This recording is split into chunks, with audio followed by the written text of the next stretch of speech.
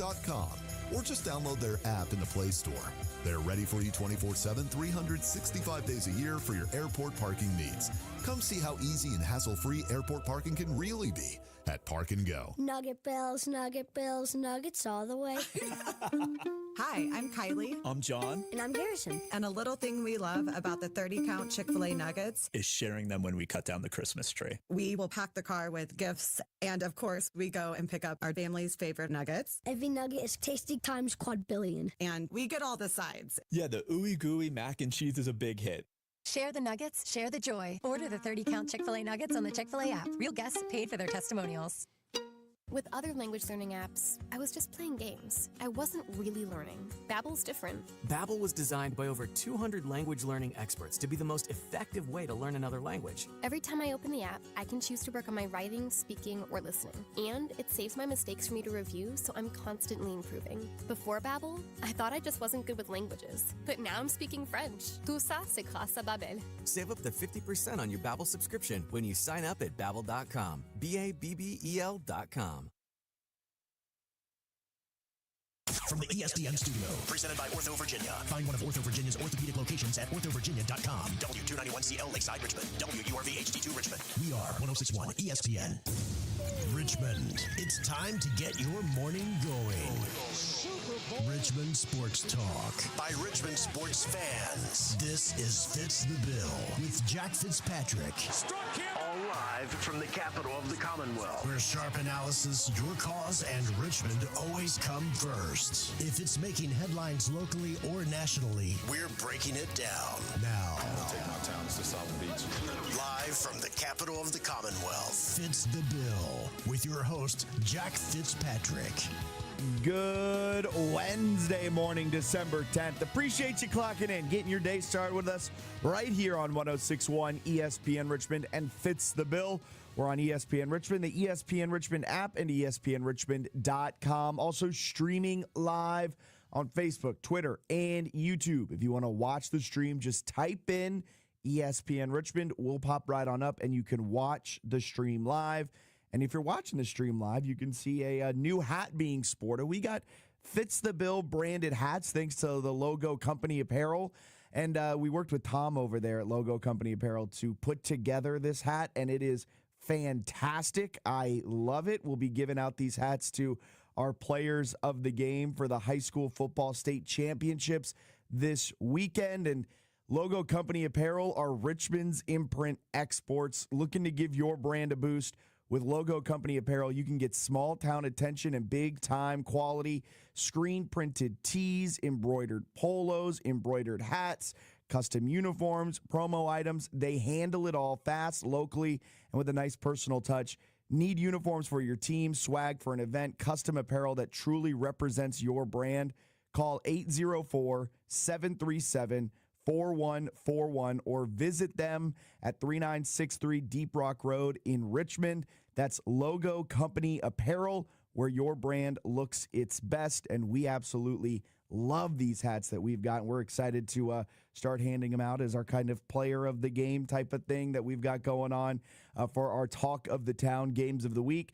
Alan's going to be out at the Varina game as they take on Loudoun County at Liberty. I'll be out at JMU as Highland Springs takes on Maury. Should be two fantastic state championship games this Saturday. We've also got Lake Lewis Jr. joining us in the next segment, as he does typically every Tuesday, but because we were off on Tuesday due to the snow, he's coming in today from 8:15 to 9. Chat Commanders, chat some NFL.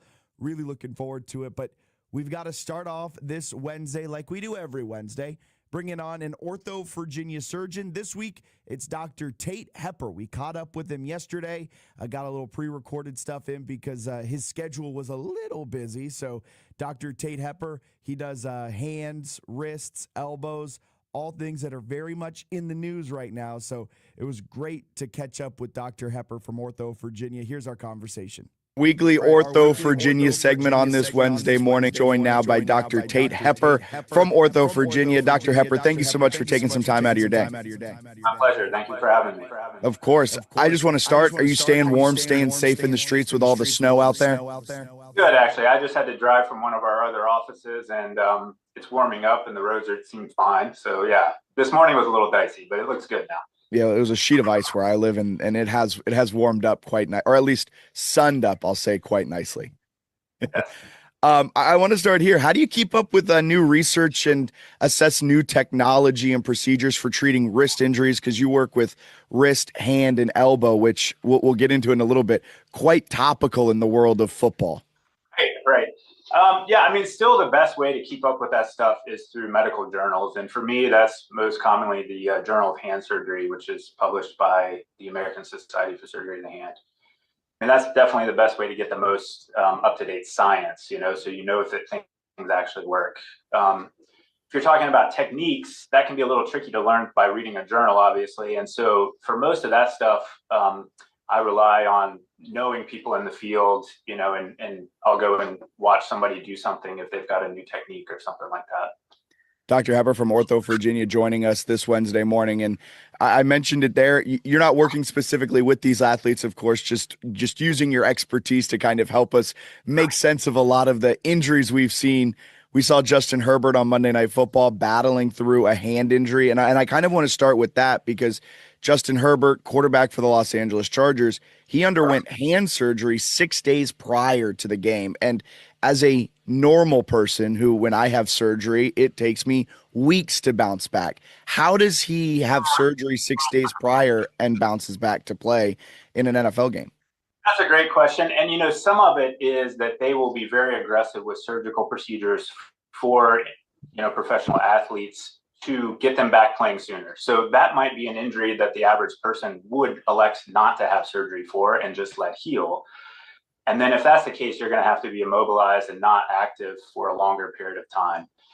And I don't know the specifics of his injury, but I suspect what he had was a relatively minor non-displaced fracture, which they were able to stabilize with like a screw. And by stabilizing it, they can allow him to get back to activity a lot sooner than you otherwise would. That makes a lot more sense because, yeah, I imagine if I had a slight hand fracture, I probably would just be like, I'm fine. I don't need surgery. Well, and I don't want to minimize him either. I mean, he's obviously a tough guy. So, you're right. Most people would not have surgery and go back to playing football in a week or so. Yeah. Yeah. Justin Herbert somehow plays through every injury possible. And I think he played through broken ribs a couple of years ago, which I can only imagine that pain. Another person with the elbow side of things, and he's been in the headlines a lot. Again, you're not working directly with Jaden Daniels and the Commanders, but offering your expertise. Jaden Daniels, he suffers what looked to be a gruesome elbow injury, kind of best case scenario. He works his way back. He plays against the Vikings on Sunday. Then he falls on that injured elbow. Is that re-injury something that happened because of the prior injury, or is this just bad luck? I think he's probably at a slightly increased risk of re-injury because he came back relatively quickly. But then also it's, some of it is bad luck, just like any injury. In general, though, an elbow dislocation, once you've reduced it, it takes probably 6 weeks for those ligaments that you've injured during the dislocation event to heal well enough that we feel comfortable saying, go get back at it. He's obviously a professional athlete that's got access to all the best rehab and stuff. So I think it was probably a reasonable decision. But so the answer to your question is probably a little bit of both, right? I mean, it was probably, he's at a little increased risk of re-injury, but it's also pretty bad luck too. Yeah. And that kind of sums up the Commanders. I don't know if you're a Commanders fan, but sums up the Commanders season in a nutshell. I grew up in Nashville, Tennessee, so I've been a Titans fan all my life, which is hard to stomach right now. I mean, that is very hard to stomach right now. So I am slowly becoming a Commanders fan. Don't tell my family I said that, but they're becoming more appealing to me as I live in the area longer and as the Titans tend to go the opposite direction. Yeah, I'll keep that one quiet. I won't let them know that you're turning into a Commanders fan. And I think the worst thing that happened for the Titans on Sunday was the fact that they won, taking themselves out of the number 1 overall pick. So your team's not doing too great when you're cheering for losses. So I can. Shedeur Sanders started that game, right? Yeah. Made him look like an all-pro, but hey, that's why you're slowly transitioning back over to Commanders fandom. We talked a little bit about surgery specifically with Justin Herbert. For us average Joes, and when you're working with your patients, how do you describe minimally invasive wrist surgery to your patients? Yeah, so the most common minimally invasive wrist surgery that I do is a wrist arthroscopy, which is basically the most people call a scope, which you'll see most commonly in the knee. Lots of people have their knee scoped, but we do that in the wrist as well, usually for ligament injuries. And so that involves putting a small camera into the wrist, and then we can look around the wrist and see exactly what's happening, and then deal with it that way. So it's a relatively short outpatient procedure that involves small incisions, which speeds up your recovery. This may make me sound dumb, but this whole time when players get scopes and things of that sort, I never realized it was an actual surgical procedure. I always thought they were just like getting their knee looked at, and I was like, that stinks. It is a surgical procedure, and it's called a scope because you're actually putting like a little camera into the joints to directly visualize, and that's all done digitally now. Obviously, we have these high definition cameras that have these. The original scopes, they literally were taking like a camera and looking directly through it into a joint. I mean, that was decades ago, but yeah, so pretty cool stuff. That's awesome. What types of wrist injuries can be treated with minimally invasive surgeries like you just described? Yeah, I mean, so the most common ones are ligament injuries. So there's several ligaments in the wrist that can be injured during sporting activities, and those are easily treated through a wrist arthroscopy. Probably the most common minimally invasive surgery I do is not really injury related. That's a carpal tunnel surgery. So exceedingly common problem in just the general population, and that can be treated minimally invasive. With carpal tunnel and things of that sort, are there ways for someone like me who I work with computers on my phone, and that always seems like ways that could potentially develop carpal tunnel down the road? Are there ways to avoid getting carpal tunnel down the road? Yeah, that's a good question. And the answer is probably no, unfortunately. We don't really, there is this conception that typing and being on a computer causes carpal tunnel. It probably does not. It can aggravate it. I think there's probably a significant genetic component to carpal tunnel. So carpal tunnel is called carpal tunnel because there is a tunnel in your wrist that has a nerve traveling through it. And for some reason, that tunnel gets too tight for the nerve. And so it makes sense that if you're born with a tunnel that's a little smaller than everybody else's, you're more likely to develop carpal tunnel at some point in your life. And it's hard to change that, obviously. So, yeah, I mean, the short answer is no, unfortunately. But good treatments for it, obviously. So. Yeah, that's really interesting. I never knew that side of it, that it could potentially be genetic. Looking at wrists as well, what wrist injuries require traditional kind of open surgery? Yeah, so the most common are fractures, broken bones. And we see a lot of what are called distal radius fractures. That's the bone directly below the wrist that goes up to your elbow. Commonly injured during sporting activities with just a fall. And that typically, if we're doing surgical procedure, requires an open procedure to put a little plate and some screws on the bone. This is a question we've asked a couple of different Ortho Virginia surgeons throughout this time, but with the rise in pickleballing that we have seen across the country, have you also seen a rise in maybe some wrist fractures? No doubt. I mean, that is a very common injury. Yeah. I think you get people out there, the weekend warriors, so to speak, that are just super competitive and going after that ball that maybe they should just let go, and they end up on their face and have a broken wrist. Yeah, super common. Yeah, it's bringing more business to you guys, so I guess that's a great part of it. But man, pickleballing seems to be pick it up at your own risk. If someone happens to have carpal tunnel, like we discussed, if they happen to have a pickleball injury, where can listeners go to schedule an appointment with you guys at Ortho Virginia? I mean, the easiest way is online at orthovirginia.com. Awesome. I love it. Keep it easy, keep it simple, and listeners can remember that well. Dr. Hepper, thank you so much for taking some time out of your morning to chat with us. Stay safe as the snow still melts away here in Richmond. Likewise. Thank you for having me.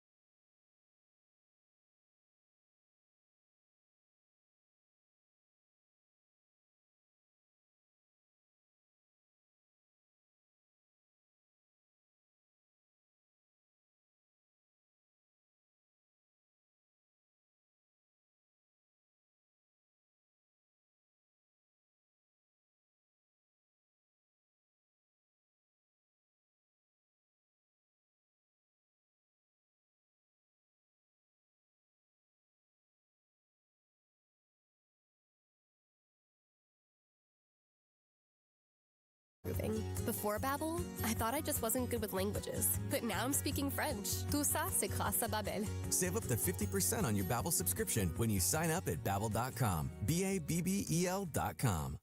I know that hiring can be challenging. You need someone to match your role perfectly. Well, now you can meet them fast on ZipRecruiter. Build your team, build it sooner.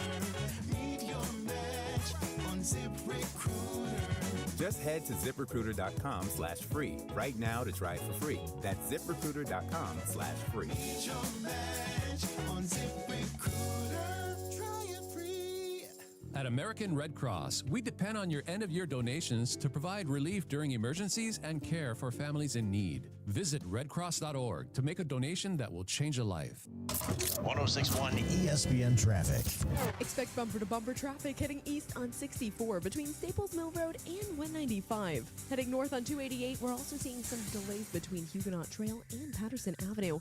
An accident on 7th Street at East Gray Street, as well as a crash on Brook Road at Westwood Avenue. Hey, Richmond, looking for more Fitz the Bill content and behind-the-scenes looks into the show? Well, follow us on Instagram at Fitz the Bill ESPN RVA. You'll get all of the clips, exclusive hot takes, and so much more. Follow us at Fitz the Bill ESPN RVA on Instagram.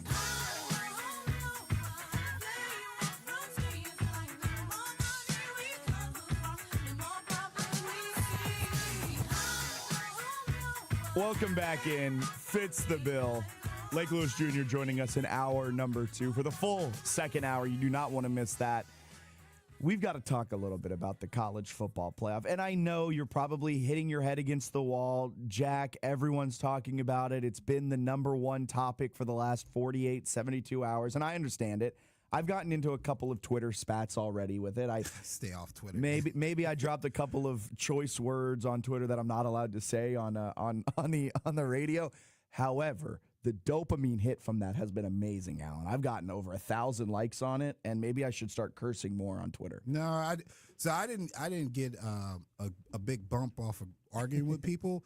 It was me correcting people on the coaches and stuff. Of course. So Paul Feinbaum yesterday, and if you haven't seen this by now, you may live under a rock because it has 2.1 million views on Twitter. But Paul Feinbaum, the biggest quote of it is that it's time to get rid of the G5 schools. He went on Get Up yesterday in hour number 2, and this is what Paul Feinbaum had to say about the current iteration of the college football playoff. Yeah, well, it's time to get rid of the G5 schools, and I know how they got in there. It was a compromise, but America does not want to see Tulane, nor do we want to see James Madison in the college football playoff. This is great in the NCAA basketball tournament, Greeny. There are 68 schools. There are only 12 here, and we don't need them around. And I'm not going to give you the with all due respect because I don't really care about Tulane or James Madison. They're both going to lose by 25 to 45 points. They'll be unwatchable games, and get them out of a playoff. That's just not true. And like we're saying, sound like Feinbaum. We're saying that is Feinbaum. No, I mean like. You could tell somebody coached him up. Oh, you think he's just saying the mouthpiece of the SEC? He's never raised his voice like that or been that animated. Also, because the Tennessee game last year, they got blown out, and that was an unwatchable game at Ohio State. Nobody wanted to see Tennessee, and no one, and like it's just so frustrating me because like you're acting like these two teams, Tulane and JMU, are just like, oh, Bo Donkey, we just play football, yeah. Like they're two of the top 25 teams in the nation. According to a lot of advanced metrics, they're two of the top 20 teams in the nation. So it's not all that crazy to think that they could go to Eugene, and I'm not saying win, but I'm saying at least keep it close and not lose by 40 plus points. Tulane, they've had an experience with Ole Miss. They probably will be able to keep it at least a little closer than they did before, especially with the turmoil Ole Miss is going through. I just think it is so lazy by these mouthpieces for the SEC or whoever it is to get up on their platforms and say stuff like this, because the playoff system was agreed upon by the commissioners. And no, it was not a compromise. It was agreed upon by the ADs, the conference commissioners. It was agreed upon because they thought it was a way to freeze out the G5 as much as they possibly could. Turns out the ACC freaking stunk this year, and due to their own backwards tiebreakers that make no sense, They put a 5-loss Duke team into the conference championship that had no shot of making it to the college football playoff. That's the inherent issue here. And then to say it's great in the NCAA tournament, someone crunched the numbers, and I didn't have a chance to fully confirm them, but it looked right at first glance. But the NCAA tournament is made up of about 48% of mid-major schools in terms of conference champions and at-larges. It's about 48% mid-major schools. With 2 G5s in, it's still less than 50%. And it's essentially the same representation as the NCAA tournament. So it's not like this is some crazy over-representation of the G5 either. It's just so frustrating that Paul Feinbaum, we've seen Ryan Russillo, Bud Elliott from the Cover 3 podcast, Danny Cannell from the Cover 3 podcast, all of them are saying things like this, and it just completely and utterly misses the point. I don't get it. Yeah, it's kind of sensationalism, man. Like I said, for the folks who actually like the sport of college football, I mean, we want to see the game, right? And if you look at the landscape of college football, you can't look at this season and say JMU is in here because of the failures of Clemson, BYU, even Notre Dame to some degree. Like, you had your opportunity all of them to make yourself a staple in the college football playoffs because of your failures. JMU has been put in this position, and JMU in the same breath has won the games in front of them. I mean, they lost to Louisville, but they could have dropped a game to like a Troy or something like that, and they would have been in the situation where they didn't have an argument either. Exactly. They had to win all of their games. They bring an 11-game winning streak into the postseason, the longest winning streak of any team in the postseason. And I get it. I am a JMU alum, so this might be coming across as like a G5 bias and all of that, which it is. Like, there is good football being played at the G5 level. And for Paul Feinbaum and for all of these mouthpieces just to throw it aside and say, the country doesn't want this. I beg to differ. Like, I beg to fully differ. It's also wild that, there's been this big pull this year to downplay the G5, and they continue to poach talent from the G5 for their team. Indiana, who's the head coach? Oh, a G5 head coach. Who are some of their best players? It's D'Angelo Pons, one of the best defensive backs in the Big Ten. JMU guy. Aiden Fisher from Fredericksburg, Virginia, played at Riverbend High School, was a backup on JMU's team when he first got to JMU. He's now an all Big Ten linebacker. Tyreek Tucker, an interior defensive lineman, was a rotational defensive tackle at JMU. He's all Big Ten. Elijah Surratt began his collegiate career at St. Francis, who's now currently transitioning from Division I to Division III. And that's where he got his start, then found his way to JMU, now has found his way to Indiana, and will likely be a top 3 round draft pick. Like, just to say there's absolutely no talent in the G5 and then be like, wow, look at Indiana. What a great story. There's clearly talent. You poach the coaches, you poach the players, but the teams, the teams are not good enough to be here. It's just so funny when you're like, Bob Chesney, greatest hire in this cycle. I can't believe it. UCLA, they got a real winner. Oh, Bob Chesney coaches a team now? Well, they're a bunch of frauds. No one wants to see that, but they want to see him at UCLA. Miss me with that. Yeah. Come on. And again, the very first matchups in this competition will more than likely always be slightly skewed to blowouts because you got to travel, and it's a true home game for a lot of these teams. And again, we saw Tennessee go to Columbus and get absolutely obliterated. Yes, which they're a big time program, and they went up against Ohio State in Ohio State, didn't stand a chance. It's probably the same puncher's chance JMU has when they go to Eugene. But guess what? It still needs to be played. It's exactly. And it's still probably going to be a good game because all of and I love my nerd numbers. I love plugging in the numbers. There's this awesome website that you can do predictive matchups, everything like that. This game isn't expected to be some 40-point blowout for Oregon. It's expected to be about a 2-possession game in favor of Oregon, which in theory could be a game going into the fourth quarter and be a solid game. And who knows, a break here, break there. JMU could win. Now, I do not think they are going to. I'm not stupid. I just do think that they at least have a chance, more so than what Paul Feinbaum and everyone is saying, and how I think my biggest issue is that he speaks in generalities where it's time to get rid of G5. No one in the country wants this. I just highly disagree. Yeah, and also they're gatekeeping the games to keep teams like a JMU or a Tulane from having an opportunity to challenge themselves versus a P4 more than once a year. I don't know how Tulane got Ole Miss on their schedule this year. Money. But like JMU can't even get UVA to play them in the state.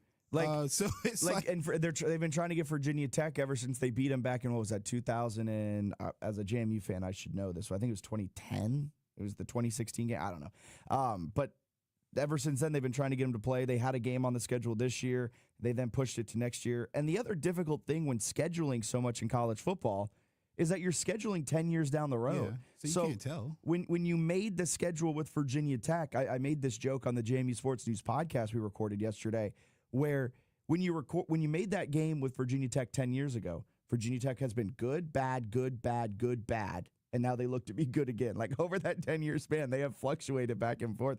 You made these games with Liberty a decade ago for the next decade, and that was back when Liberty looked to be the cream of the G5 crop, and now Liberty looks to have fallen on its face, and they've got to figure it out. Like you make these plans so far in advance that it is hard to identify.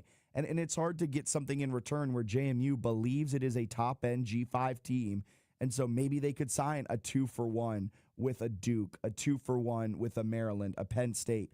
But those teams would never come to Bridgeforth because they are worried that they will lose, which would then in turn impact their playoff chances. So it's all kind of a rock and a hard place, a catch-22, all of those fun things. And I'm team let them play. And team, if we schedule this in the regular season, make it neutral site then if you're so scared. Yes, it's so, yeah, exactly. It's so frustrating. It's ridiculous. It's so frustrating. And there's more to come because Notre Dame's AD has been on an absolute tirade going against the ACC. He is not aware of the standing of, I guess, the agreement between Notre Dame and the you want to hear what he ACC? said? Did you hear? This is what he said. This is Pete Pavakia. Yeah, don't get me pronouncing names. This is AD Pete. You attack an unbelievably important business partner of yours in football and a member of your conference in 24 other sports.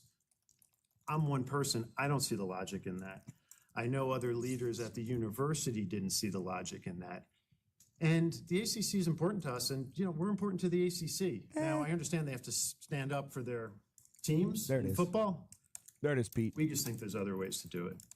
And it has created damage. I'm not going to shy away from that. No, and that's just someone not me else is. speaking. People a lot more important at this university than me feel the same way. So 2 takeaways. One, whoever is typing up a darn good story. Yeah, it must be transcribing. But it's also like I just love how he's like, we're a business partner with them, and I guess they're trying to protect their football members. Yeah, Pete, that's exactly what they're doing. That is their job as a conference. And you know what?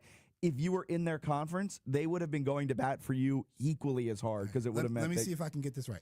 Dear Pete, you are independent. Yeah.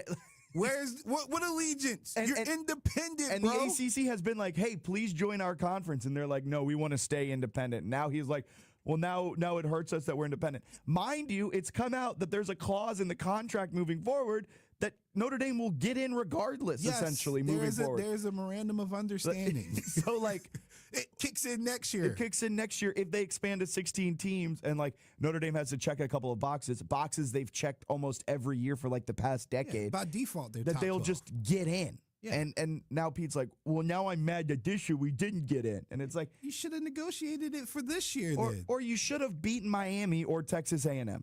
Yeah. Like, I don't know what to say. And Brett Yormack, then the commissioner of the Big 12, he was the guy we were talking about in the sports update, calling this egregious, really going after it and kind of laying into the Notre Dame athletic director.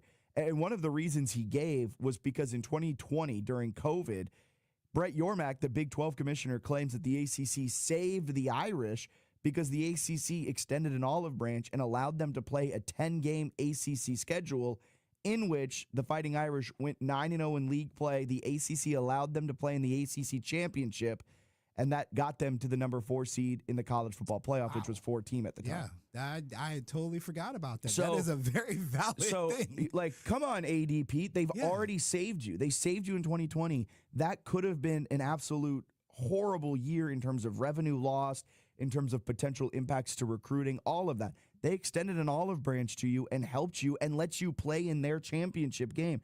And now they just went and posted one social media graphic saying Miami should have gotten in, and now you're mad at them Miss me with all that. I understand Notre Dame's standing in college football. They are one of, if not the preeminent brand in college football. They haven't won. We were talking about this pre-show in our pre-show meeting.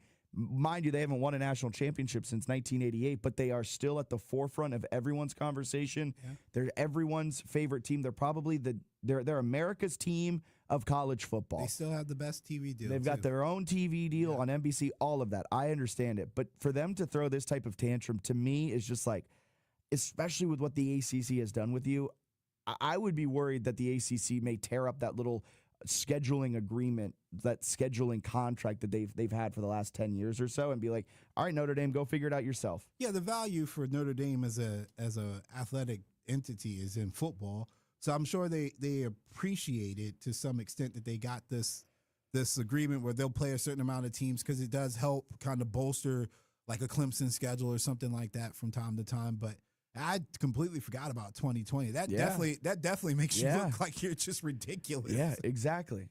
All right, let's get a quick break, and we've got news or snooze to get to here on this Wednesday morning, right here on Fitz the Bill. It's bow time. 'Tis the season for food and family, but thanks to Bojangles, you don't have to spend hours in the kitchen when loved ones come home for the holidays. Set down the spatula and put away the mixing bowls, because this holiday season, Bojangles is ready to help you celebrate with all your family favorites like Chicken Supreme, Cajun Filet Biscuits, or a big bow box of hand-breaded chicken, scratch-made biscuits, and fixins for the whole family. We'll make the food so you can focus on making memories. Head to Bojangles and gift yourself a taste of home. It's bow time. The Bentelli Holiday Sales Event is on now through December 24th. Great selection of LSVs and special finance rates are available. Cruise your neighborhood in style with a street-legal low-speed vehicle from Richmond LSV. Richmond LSV is a proud supporter of holiday cheer and gear on December 4th at Henrico Sports and Events Center. Contact us at richmondlsv.com or text 363-4351. Fun, fully charged. This is advertising material. 3 a.m. You're in the hospital, injured, and you need help now. Alexander Shannara Trial Attorneys answers 24/7. Accidents don't wait for business hours. Car accidents, truck wrecks, workplace injuries, medical malpractice. Serious injuries require immediate action. Over 250,000 clients represented. Over $2 billion recovered. Call now. 877-222-6666 or alexwins.law. Alexander Shannara Trial Attorneys. We fight while you heal. Past results do not guarantee future outcomes. Every case is different. Phil George's licensed attorney in Virginia. Responsible for legal work. Office is located at 500 East Main Street, Suite 1600-113, Norfolk, Virginia 23510. The Rich Eisen Show.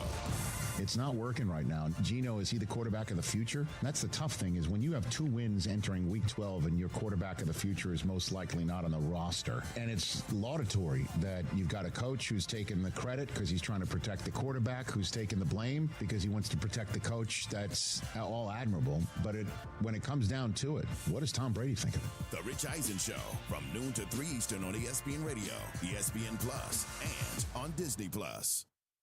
Weather reports on 106.1 ESPN Richmond, brought to you by Herman Allen Plumbing, Heating, and Cooling, a premier Lennox dealer. Online at hermanallenplumbing.com. With other language learning apps, I was just playing games. I wasn't really learning. Babbel's different. Babbel was designed by over 200 language learning experts to be the most effective way to learn another language. Every time I open the app, I can choose to work on my writing, speaking, or listening. And it saves my mistakes for me to review, so I'm constantly improving. Before Babbel, I thought I just wasn't good with languages. But now I'm speaking French. Tout ça, c'est grâce à Babbel. Save up to 50% on your Babbel subscription when you sign up at Babbel.com. BABBEL.com. I know that hiring can be challenging. You need someone to match your role perfectly. Well, now you can meet them fast on ZipRecruiter. Build your team, build it sooner. Meet your match on ZipRecruiter. Just head to ZipRecruiter.com/free right now to try it for free. That's ZipRecruiter.com/free. Meet your match on ZipRecruiter. Try it free. News. Extra, read all about it. Or snooze. All right, news or snooze. Edwin Diaz signs a 3-year deal with the Dodgers. Before we get to it, I have something to say on this. What? A good meme from this. What is it? Oh, I got to turn. You got to let me know. Yeah, there you go. I was like, you got to let me turn it on. All right, one more time. Away with it. You can't keep getting away with it. but they can't. They can't because they can just defer $1 gazillion It is if they wanted insane to me that I saw that the push notification come up. Edwin Diaz signs with new team, and I was like, oh, good for them. I bet the Mets were able, or not new team. It says Edwin Diaz in 3-year deal, and I was like, okay, good for the Mets. They were able to work this out. I know they were really trying to get after him. I clicked into the push notification, and I went, that it's newsworthy. It is newsworthy. So but, I'm actually going to disagree with you. Okay. I think it's only newsworthy when they don't sign somebody that is one of the top 5 or 6 at their position at this point. Like we should just come to expect that the Dodgers can sign whoever they can. I guess they can, but they can because they've got Shohei Ohtani on a $2 million deal or something like that. With all the $1 billion deferred, it's just insane that maybe there needs to be a cap in MLB. Maybe there needs to be something done about this. Maybe you shouldn't be able to defer these stupid that contracts. part. Okay, yeah, that part. That's a really good rebuttal. Yes, I agree with that. You should not be able to. You shouldn't be able to defer more than 50% of the contract value to later dates. Which is, I would say you shouldn't be able to defer anything, especially if you got a player like Shohei Ohtani. Let's classify players in a certain level, and the NBA has like bird rights or something like that. Because you drafted the guy, you can sign him to a above market. You can essentially go over your cap to keep a guy if you draft him. Yeah, let's do something similar to that, but not allow literally people to sign the best player or the best players in the respective sport. That's fair. And defer their contracts to their 50 or 60. I do think in every sport, NFL, NBA, MLB, whatever it may be, if you drafted a player, I do not think that player should count towards your cap. Yeah, I would say that would get a little tricky because the NFL already has a cap manipulation problem. Yeah, So it does. But we would need that spelled out pretty close. Now, of course, I'm not the legal guy, whatever it may be. I'm not the financier, but I think you should be rewarded for drafting well. And I feel like teams are rewarded for the first 4 years after drafting a player. Then after that, it's essentially open market. Right, let's not get too revolutionary here, okay? All right. It's bad enough we still have to explain analytics. We can't get into finances, Okay, that's true. That's true. Chris Paul at peace with everything after Clippers ouster. Snooze. I do not think he's at peace with everything. Knowing Chris Paul, this man's probably seething under. Nah, listen. The craziest thing, though. Chris Paul has been Chris Paul since there was a Chris Paul. If he doesn't know how he is at this point and that he has a time limit with people, then he needs to take a look in the mirror. Like, he's got to be at peace because he's a jerk. And this is why he ends up in these situations. He said, quote, stuff's been a little crazy in the past few days, to say the least. This is an interview not to ESPN, not to CBS. No. To people. Like the tabloid you see at the grocery store. Well, he's in LA. Yes, so's ESPN. Yeah, but the tabloids is. It is so funny to me that this is all coming out from an interview on People. In People. He said, quote, but honestly, I'm home. My daughter had tryouts yesterday. My nephew had a basketball game. My son has a game coming up on the 12th. I'm actually at peace with everything. More than anything, I'm excited about being around and getting a chance to play a small role in whatever anything looks like next. Which is funny because in 5 days, on December 15th, he will be traded to whatever team wants him. So I had a theory, and I'm going to stand by it. If he's trying to change the defensive linemen and assignments on the court, if he's literally overstepping coaching, just retire and go to coaching, bro. Yes. Like, we all expect him to be a coach anyway. People have been saying that for at least a decade. Just retire and go be a coach. Yeah. Just don't be Chauncey Billups. Too soon. Nah, it's not too soon. Too soon. They try to sweep that under the rug. We ain't forgot. He pleaded no guilty. I would plead not guilty too. Yeah, that's true. Do you see what they asked Jalen Brunson last night? What? In a post-game interview, they were like, do you prefer blackjack, Texas? God. And he goes, I don't bet. He goes, this is a pretty bad time to be talking about gambling. Yeah, man. that was too soon. New coach Chesney, as in Bob Chesney, aims to make UCLA the state's premier program.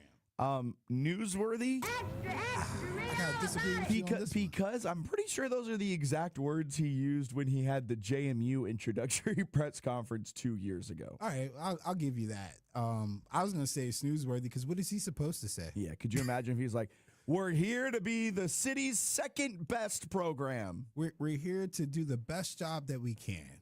Bob Myers, is that the former Golden State Warriors GM? Bob Myers did say that they're going to have like a top 25% NIL budget. Is he a part of their? Yes. Oh wow. Now look, I will say this: Bob Myers. Oh wow. Yeah, no, because Bob Myers, man, there's something about that guy. Yeah. He knows how to at least create a winning atmosphere. Because he was part of the brain trust behind the Commanders like season last year. I don't know how active he is this year, but he was part of helping them get structurally organized. Obviously, his business with the Warriors is A1. So yeah, if you've got somebody like that on your team, like I said, he's got a track record of helping people find success in athletics. Yeah, so, he does. So yeah, that's why I said, oh wow, because that's actually a big get for them. So Chesney went on to say, we don't need to be the other school in this town. We need to be the school in this town. Good luck, buddy.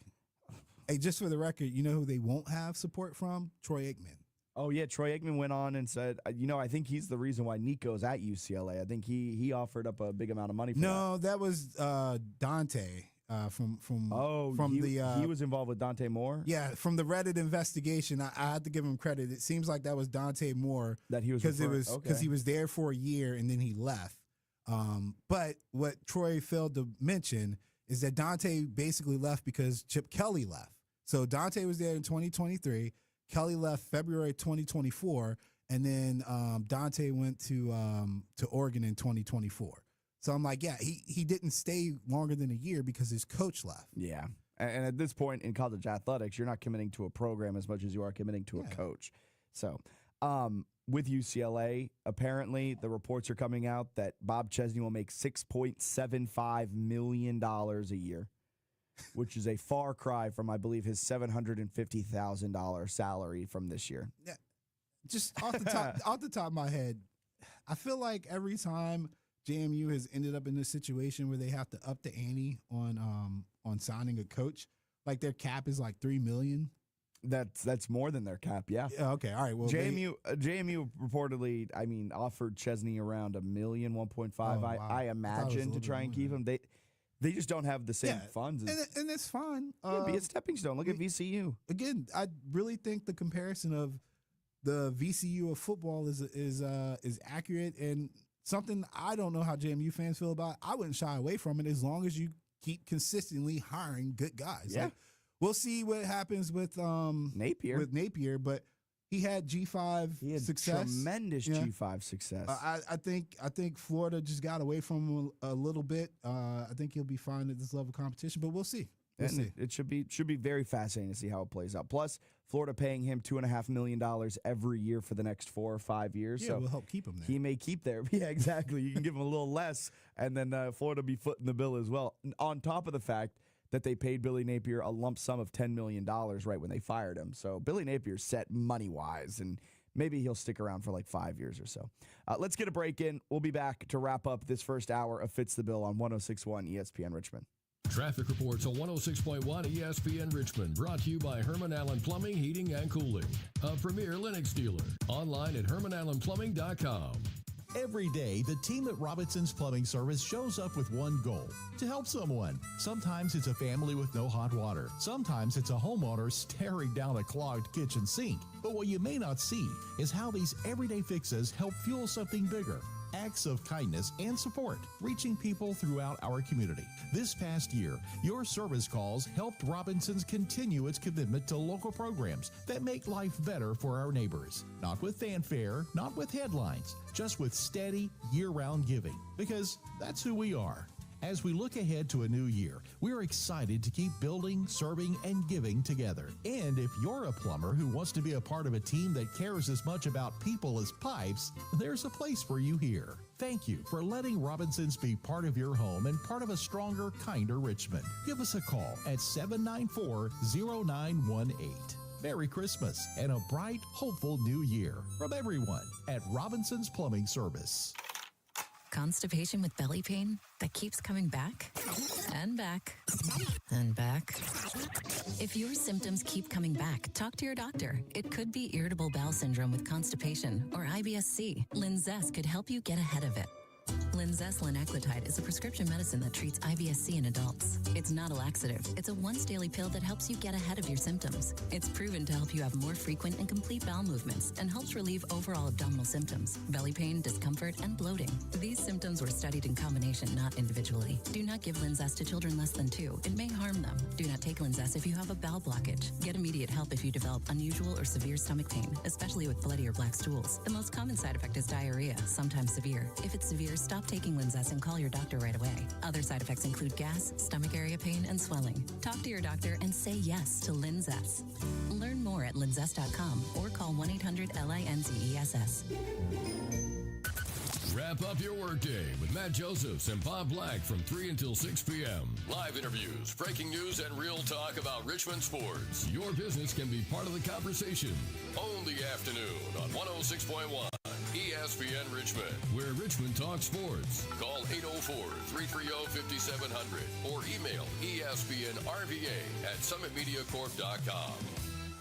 106.1 ESPN weather. It's currently 35 degrees but feels like 26 due to a southwest wind averaging at about 9 miles per hour with gusts up to 30 miles per hour. Our expected high today is 47 degrees with a low of 31. Mostly cloudy skies throughout the day, but looking at tomorrow, similar temperatures with a high of 42, but mostly sunny skies. The lights, the rivalries, the NFL in prime time. From Thursday to Sunday to Monday nights, every big matchup is here. Only on 106.1 ESPN Richmond, where Richmond talks NFL all season long. Golfers, if you're chasing that perfect mix of distance, feel, and control without emptying your wallet, it's time to level up with Birdie golf balls. That's spelled B1RD1E. Instead of the I's, they're ones. These things deliver distance that dominates, right in line with the big name brands you already know. But the kicker is you're getting it at a price that makes sense. Check it out for yourself at birdiegolf.com. Make the I's ones, and you'll be there. With tour-level spin and control, Birdie gives you the precision you need around the greens, the consistency you want off the tee, I need that, and the confidence to attack every shot. And they're built for every golfer's style, whether you're a weekend warrior or grinding to break 80. Premium performance, honest price. Don't just play golf. Play smarter, play sharper, play Birdie. That's birdiegolf.com. Alan, the Eagles... The downfall of the Eagles brings me great joy to report on, and that was the biggest bummer on missing out on yesterday's show due to the snow. I don't know if your streets are like this. I live in Richmond City, and the streets outside of Broad were just ice sheets. I was like, man, I really want to get into the studio to dance on the grave of the Eagles. But I was joking with my wife that it's dangerous for me to leave the house because we got the ring cam. I don't want to end up like Meek Mills sliding down the stairs. It was real icy on our side of town. But the Eagles, man, I don't know. It's just like I keep saying the same thing. The offense ain't getting no better. The rhythm ain't getting no better. There's a disconnect. I thought Canty, in a rare instance, said something that was very important, that for them, their OCs and the quarterback are never seeing the offense the same since Steichen, basically. Like Steichen and Hurts kind of had good chemistry. I would argue more in Hurts. Well, I think Kellen Moore figured it out because it started out a little rocky eventually. But obviously they won a Super Bowl. I think they figured it out. But the QB coach upgrades that they've done, the first iteration from the guy from Florida, Johnson, I think was his name. Brian Johnson. Did not work. And then this one, it's just not working. Yeah, it's been bad. The offense sputters. After they scored 21 unanswered points against the Dallas Cowboys, what was that, 3 weeks ago? Ever since then, this offense has just sputtered and cannot get it back into gear. And let's be honest, it was a downright bad Jalen Hurts performance on Monday night. 4 interceptions and a fumble? That's just unacceptable at this point in the season, especially for a quarterback whose biggest and best quality is not turning the football over. He all of a sudden became turnover prone in that game, and I don't know if it was what the Chargers were doing, if he just wasn't seeing things well, but things fell apart at the seams for Jalen Hurts in that game as the Chargers downed the Eagles 22-19, and just like that, the Eagles have now lost 3 in a row, and we identified this part of the schedule, beginning with the Cowboys 3 weeks ago, as a place where the Eagles could fall on their face. Now they've got 2 easy games remaining of their next 4. And I'm hesitant to say that the Commanders, and I know the Washington Commanders are coming off an absolutely embarrassing loss, but the Commanders in Northwest Stadium to finish out the season, where Washington will be looking to pull spoiler, that's going to be a difficult game. But the Washington Commanders at home will be easy for Philly. Raiders on the road, wherever you play the Raiders, will be easy. And then at Buffalo, there's a real strong likelihood that the Eagles finish 2-2 over their next 4. And if they do, and the Cowboys do what they need to do, the door is wide open for Dallas to win the NFC East, which is insane to think about. But Dallas just, 1.5 games back, a half game back because of that tie, I guess. I mean, this is anyone's division at this point. And if I'm an Eagles fan, which we all know I'm not, it's looking a little rough for him. Like, I am worried about what the offense has in store for us here down the road with Philly. Yeah, they were able to establish the run a little bit more, but the lack of execution to me just shows that they have some focus issues, man. Like when Hurts obviously had an awful game, but the few times that he made some good plays, he just wasn't helped by A.J. Brown or whoever it was, insert said player, just dropping the ball. Yeah. It just seems off. And I want to say it's weird that we keep trying to force the Eagles to be a dynasty. I think we're kind of crying for one because typically when a team like the Chiefs have such a run and they are on the decline, the second best team typically is the one that steps up to take the mantle. Has been the Eagles over this Chiefs run over the last 3 years. But it seems like they don't want that. They're too lockstep, right? Like it's like the Chiefs are on a down year. The Eagles are also starting to see the decline a little bit. I don't know, man. I just hate to see the door be open this year when it should, without a doubt, be the Eagles' year to repeat. It's been wild. Like with what they have done since this losing streak started in week 12, they are ranked 25th in the NFL in EPA per play. Their drop back EPA is not much better at 23rd, 23rd in the NFL. I had to do my quick math there. They aren't throwing the ball effectively, and you hit it. They did get their running attack going a little bit better. I mean, Saquon had 6.1 yards per carry, but it's taken now until week 14 for us to see Saquon look like Saquon and look solid. And Jalen Hurts just has not been a quarterback you can rely on. Among QBs that have taken at least 25 snaps since week 12, Jalen Hurts ranks 30th in the NFL in EPA plus CPOE, and not much better when you just look at adjusted EPA. Things have gone really poorly for Jalen over these last 3 weeks. So we'll talk about that with Lake Lewis Jr. as he joins us in studio in hour number 2. You do not want to miss that. Keep it locked right here on 106.1 ESPN Richmond. Lake Lewis Jr. will be joining us. Talk about Washington's no good, absolutely awful Sunday as they got blown out by J.J. McCarthy. J.J. McCarthy and the Vikings? Yikes. That's coming up. Keep it locked right here, 106.1 ESPN.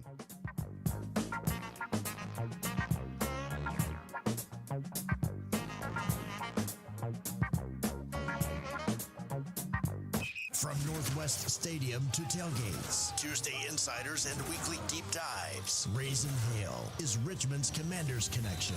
Only on your home for the NFL all season long. 106.1 ESPN Richmond. Mr. Winter here. This holiday, surprise that special someone with festive Virginia lottery games. The perfect gift scratcher and New Year's Millionaire raffle will sweep them off their joyful feet. But the Santa Claus online game, that can be just for you. Win the winter with the gift of play. Visit VALottery.com/holiday. Must be 18 or older to play. Please play responsibly. 888-532-3500. The Virginia Lottery. Henrico Sports and Entertainment Authority Executive Director Dennis Bickmeyer joins Bob Black for the Henrico Huddle, ESPN Richmond's newest monthly feature. This year, make a tax-deductible contribution that can change a life. Every day, the American Red Cross helps thousands of people, providing emergency relief, emotional support, and essential care to families in need. We depend on your end-of-year donations to do this critical work. Donate to the American Red Cross before midnight, December 31st, and help us bring hope to a family with nowhere else to turn. Visit redcross.org or call 1-800-RED-CROSS to make a donation that will save someone's life. Amber and Ian. Ian said he's never getting on a cruise, which that's not the craziest thing I've ever heard. But then I asked him, well, have you ever been on one? And he said no. And now I think it's a crazy thing. Not happening. All right, so what bothers you about a cruise? While you are on the boat, guess what? You ain't going anywhere. No, it's right? great because it's a seagoing vessel. It's like a hotel Takes room one that torpedo moves. from a pirate. You're done. You're out. Amber and Ian. Weeknights at 7 Eastern on ESPN Radio. To buy your home, you became a house hunting ace, learned about loans, scoured neighborhoods, and asked the right questions. If you manage that, you can get your retirement plan on track. Visiting aceyourretirement.org can help. Brought to you by AARP and the Ad Council. From the ESPN studio, presented by Ortho Virginia. Find one of Ortho Virginia's orthopedic locations at orthovirginia.com. W291CL Lakeside Richmond. WURV HD2 Richmond. We are 1061 ESPN.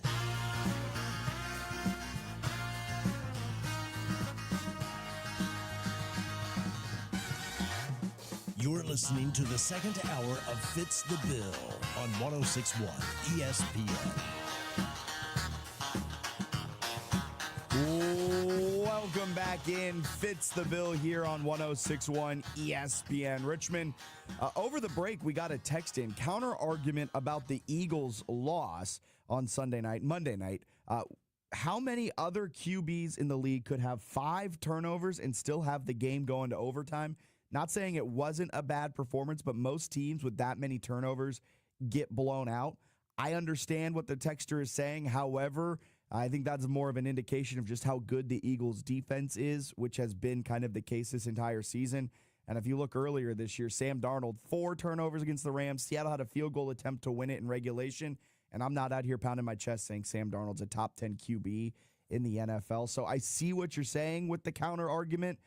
But it was still a very bad performance, and you can put that loss squarely onto the shoulder of Jalen Hurts. And a new quarterback coming into the NFL that we may be able to put the loss squarely on shoulders of is Phillip Rivers, the 44-year-old quarterback, Alan. He has come out of retirement, and Mike Tomlin, of all people, had a funny quote to say about this because earlier this year we saw Aaron Rodgers and Joe Flacco square off in what he dubbed the Icy Hot Bowl. Well, Mike Tomlin, the orator of old quarterbacks, I guess, was asked about his thoughts on Phillip Rivers coming out of retirement as he was signed to the Colts practice squad amid their injuries. Can a 44-year-old who hasn't played in 5 years come back and play? Phillip Rivers? I have no idea what you're talking about. The Colts are supposed to work him out. That's none of my business, man. I'm trying to get ready for the Dolphins. Can a 40? I love Mike Tomlin. I love that. That's a great quote. Maybe the Steelers shouldn't fire him just to keep those sound bites going. I actually believe him. He probably doesn't have any idea. No, he what doesn't. He's talking about. Well, that's the funny thing. Not to go on a tangent here, but like with great football teams, you've got great fans. Like college football, especially, you realize that sometimes college football fans know their team exceptionally well, and yet they don't know the rest of the college football landscape exceptionally well because every Saturday they're tailgating at their football game. They're watching their football team. They know the team that they're playing against, but sometimes they lose the whole picture of what's happening around the rest of the world. I think that happens with coaches too, where he's so locked in on his team and the Dolphins, he does not know what's happening around the rest of the NFL as the Colts are getting set to bring Phillip Rivers onto their team. Fun fact, he was just named a semifinalist for the Hall of Fame, and so if he gets named to the active roster, that 5-year window resets. So as long as he stays on the practice squad, he still will be eligible for the Hall of Fame. But if he gets moved to the active roster in the next week or two, Phillip Rivers, 5 years, will have to reset before he's eligible for the Hall of Fame again. So just a fun fact, a little thing percolating underneath the surface with the Colts signing Rivers, as we're joined now by Lake Lewis Jr., our Raise and Hail Commanders insider. Typically comes on a Tuesday, but the snow and specifically the ice yesterday kept us here out of the studio. Lake, appreciate you stopping by. How you doing? I'm good. How about yourself? Hey, we're having a great time. I've hoped you've had an opportunity to thaw from Minnesota. I know the game's indoors, but probably was a little chilly up there in Minnesota. It was -2. So a little bit. Yeah. And that's about the temperature that the Commanders played at on Sunday, right? Did they even play? The scoreboard indicates that they did not. I felt like I was the only one that went to Minnesota. Myself and the other media. I mean, it was about as dreadful and as bad as they could possibly play. And it was the first time I saw in the locker room afterwards that they just looked totally demoralized and dejected, almost shell-shocked. And Frankie Louisville did say that this isn't us. We know what we are. And I'm, I just literally wanted to tell him, stop saying that, because you are who you are. And this is you. You're a 9-game in a row losing team. That's what you are. I'm glad you said that, because I was about to say, how many times do we have to hear that from someone on this team? And at a certain point, it just becomes like we're not listening. Like, your actions show a different thing than what you're saying. And they struggled. Jaden goes down again with an injury. We were talking with an Ortho Virginia doctor earlier today about the injuries, and could his previous elbow injury have played a part in this? Ortho Virginia doctor said maybe a little bit, but it more so is probably just darn bad luck, and it just looks bad. But Jaden Daniels, now that's going to be at the center of every talk show around Jaden Daniels and that elbow too. Yeah, I mean, and I tweeted out during the game as soon as it happened, is it time to officially shut him down? And although I'm a big proponent of him playing, because I still am. Yeah, because you've been one of the ones that's saying if he's good to play, should play him. If he's good to play, you got to play. It's football. It's just the nature of the game, and franchise quarterbacks, this is what they do. Their lure is that they play injured and they play and find ways to make plays. The bigger issue is, are they calling the game to protect this guy? Because it doesn't look like they are. We knew coming into Minnesota that Brian Flores does what? He blitz like every play. He blitzed at halftime. He blitzed pregame. He blitzed postgame. He blitzed me when I was doing my postgame show. I mean, that's what he does. He comes at all the time. He comes at you. If they knew that, if I knew that, if you knew that, if the people listening to this show knew that, why is it that Cliff didn't seem to understand that? And it just seems like whenever he gets his favorite toy on the field, it becomes this wide open, air raid offense. Well, you can't do that. It's not conducive for success. And they're not running the football. Think about what happened on that first drive with Washington. They get first and goal from the 4. First play they run, they get to the 1-yard line. Then for whatever reason, inexplicably, they passed the ball on 3 straight downs. Didn't get any points out of it either. Turned the ball over at the 1, and then obviously the Vikings 19-play, 98-yard drive after that. It just like, what are we doing? What are we doing? What are we doing? That is one of my favorite sayings. Is what are we doing? And you hit on something there that I have found very interesting with these coordinators this year. And I know Joe Witt Jr. now has been relieved of his play calling duties, but so much of it seems, is that they just don't mold themselves to the personnel that they have out there all of the time.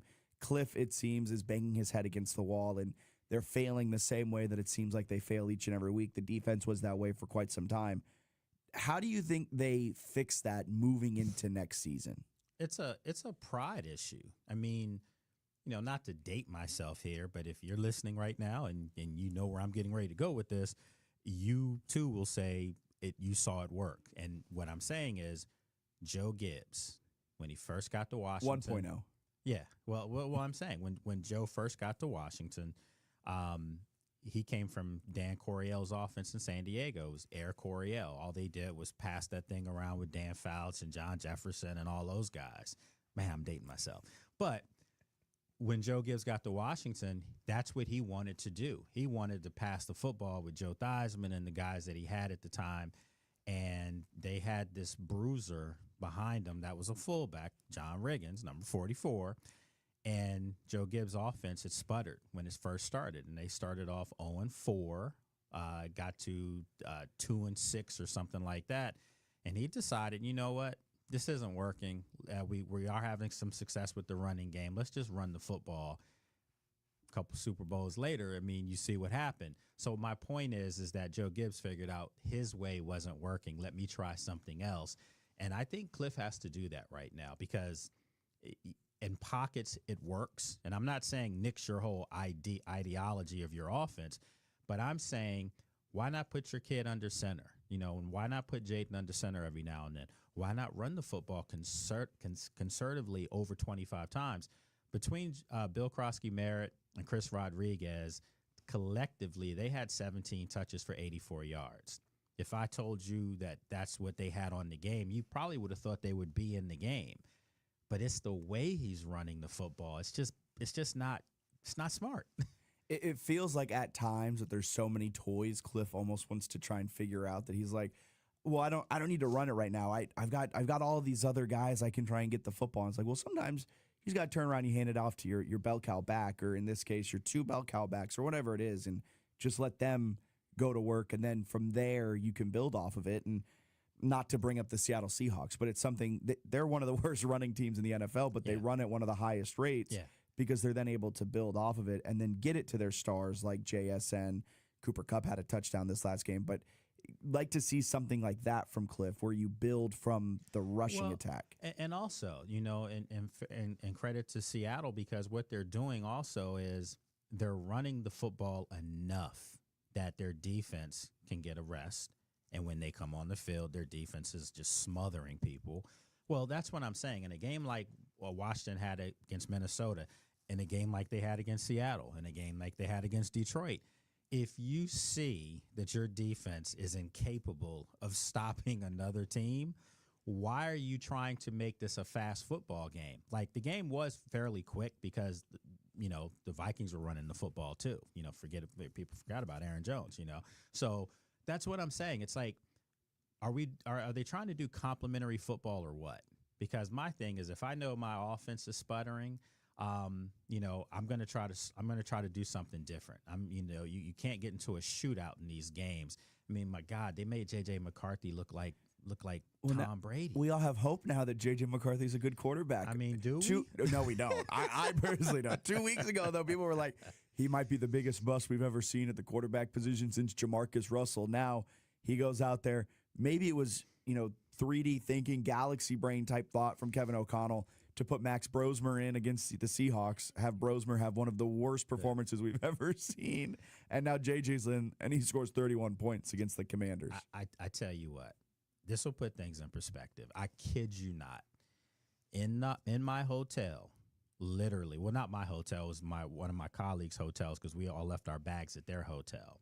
When we got back to go get our luggage to go to the airport after the game, the gentleman who was there when we left our bags there was still there. And he was like, wow, you guys came a long ways for this. And I literally said, like, this was terrible. I said, my God, they made, J.J. McCarthy in Minnesota look great. And he said, no. He said, we knew who they played. Yikes. That's ugly. That's a slap in the face to Washington's defense.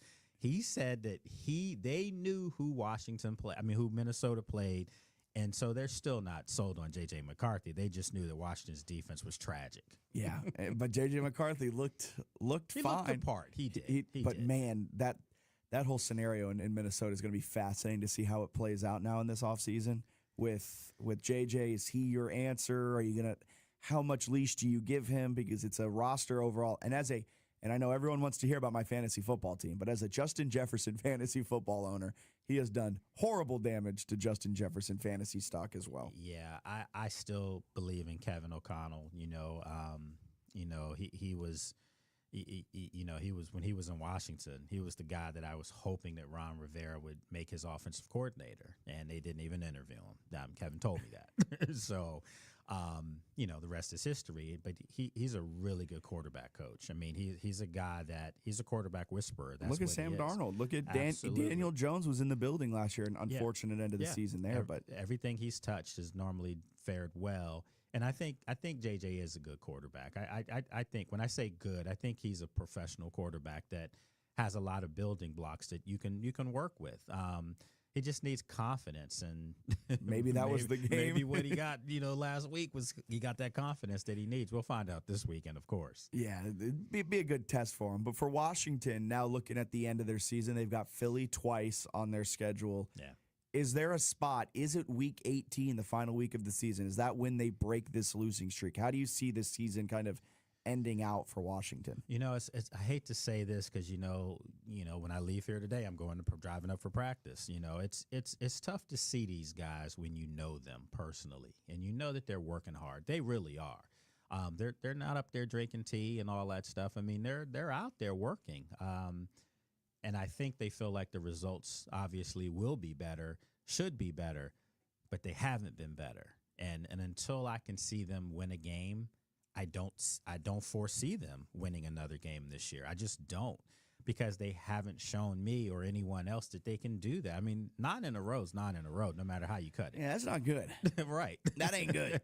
That's pretty bad. And if you told me after that Bears game that Washington would have the same type of run that Chicago had last year when Washington hung that Hail Mary on them, I would tell you were nuts. This is exactly the same scenario playing itself out. The two teams swapped. They've swapped. Exactly. Because now the Bears, now they're the 7th seed in the NFC, but up until this weekend, they were the number 1 team. Yeah. I mean, just an insane swap with how one loss drops you 7 spots. But that's how it was last year. If you think about it, between Detroit and Minnesota, they played for the final game of the season was for the number one seed spot in the NFC. Yeah. And the loser ended up getting the 5th seed. The 5th had seed. to go on the road, Yeah. and Vikings lost on the road. So, yeah.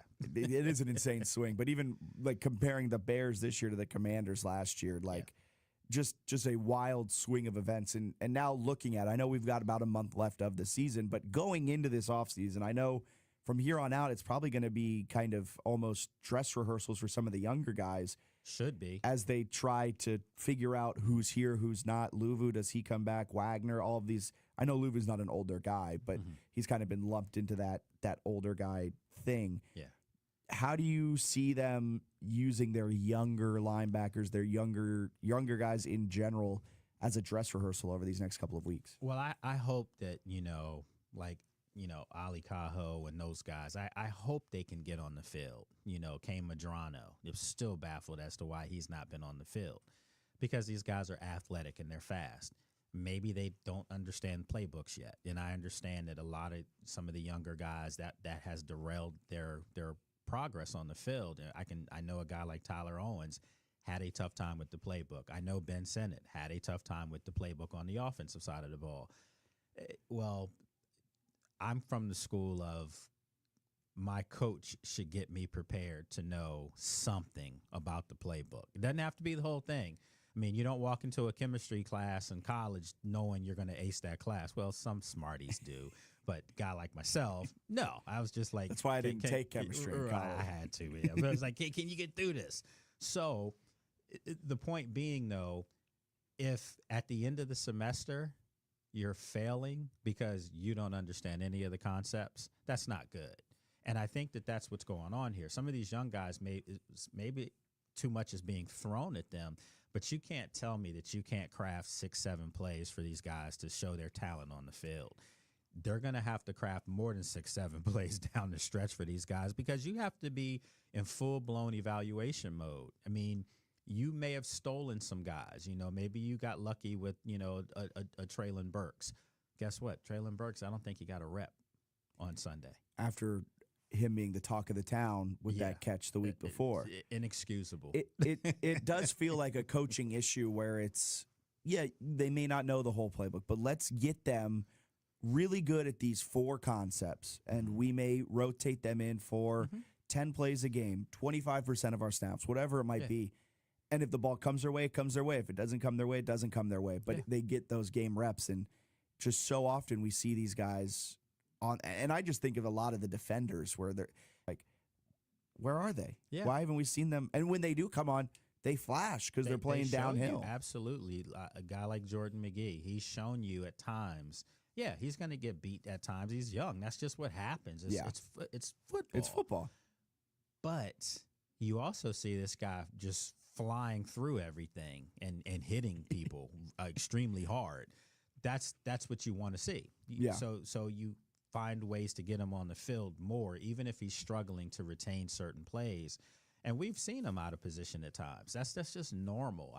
We've also seen everyone else out of position I've seen some at veterans times. out of position at times. I've seen some coaches not put guys in the right position a lot of times. So, you can't just keep using that excuse that they're young and they don't understand things.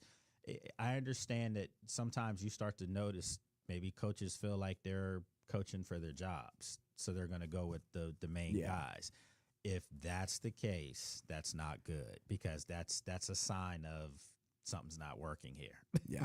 We're going to get a break in here. Step aside. We'll be back. Chat a little NFC East because, look, the downfall of the Eagles, it brings me no joy to report on. But me and Lake, we'll talk about that on the other side right here on Fitz the Bill. I know that hiring can be challenging. You sort through tons of resumes and you get too many so-so applicants. You're just waiting for someone to match your role perfectly. Well, now, there's a place where you can meet them fast. ZipRecruiter. Need to hire right away. Start your search for strong candidates. The right fit awaits. Build your team. Build it sooner. Meet your match on ZipRecruiter. Just head to ZipRecruiter.com/free right now to try it for free. And you're on your way to meeting your match. 4 out of 5 employers who post on ZipRecruiter get a quality candidate within the first day. So try it now. Go to ZipRecruiter.com/free. Once again, that's ZipRecruiter.com/free. Meet your match on ZipRecruiter. Try it free. Hey, it's Paul, owner at All Set Auto Richmond. Stuck on what to get the car-obsessed person in your life? At All Set Auto Richmond, gift cards are available in any amount, and for a limited time, get up to 25% off paint protection film, ceramic coating, window tint, detailing, accessory installation, even caliper painting. Hurry, this holiday deal disappears faster than the cookies you left out for Santa. Find us on Google at allsetauto.com. That's ALSET auto.com. Cheaper than a new bumper and way more thoughtful than another coffee mug. Find us on Facebook and Instagram by searching All Set Auto RVA. Kohl's Customer Appreciation Event is here, right in time for the gift exchange. Even though everyone pretends gifting isn't a competition, it kinda is. At Kohl's, save on gifts everyone will fight over. From sweaters and flannels to air fryers, toaster ovens, and more. Because deep down, the gift exchange isn't just about giving. It's also about winning. Shop Kohl's and save on top gifts now. Select styles, some exclusions apply. Offers end December 14th. See store or Kohls.com for details. Find what you love what you find. A Total Wine and More. There's so much waiting for you. Spirits and beer, thousands of wines. Walk right through the door. It's all here to explore. With guides in the know and prices so low, it just might blow your mind. You're gonna find what you love and love what you find. Drink responsibly, B21. From college football to the pros, Matt Josephs has it covered. Border to Border brings you sharp analysis and fearless opinions every weekday at 3. Don't miss Border to Border on 106.1 ESPN Richmond, where Richmond talks sports.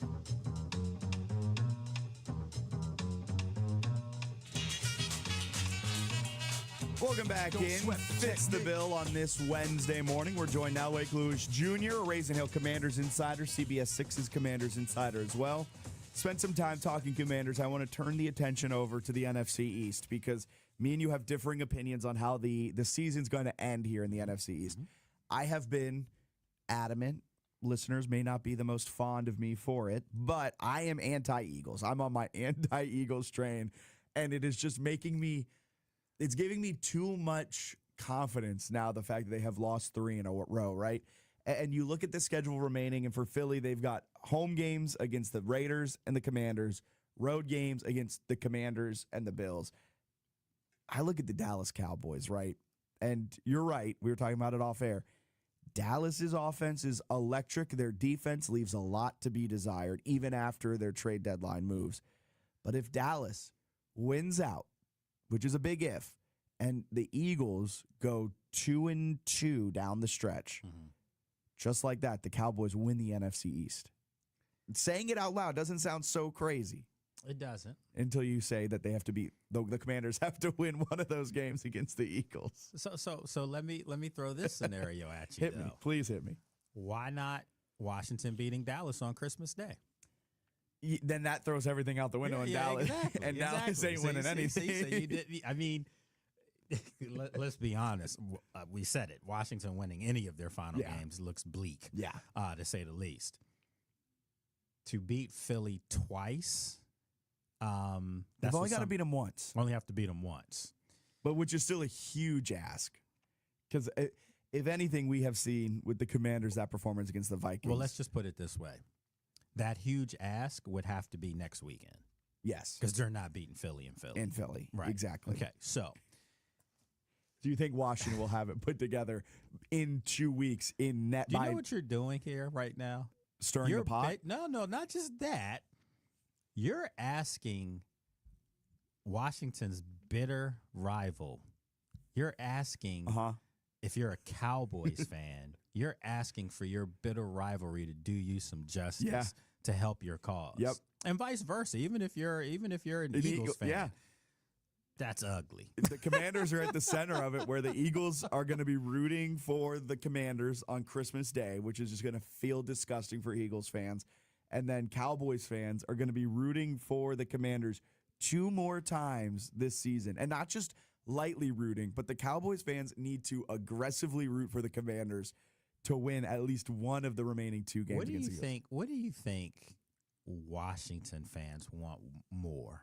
To help Philly win the division or help Dallas win the division? Look, I know my fair share of Commanders fans. Yeah. If I could get into their heads, I think they would want 3 ties. Okay.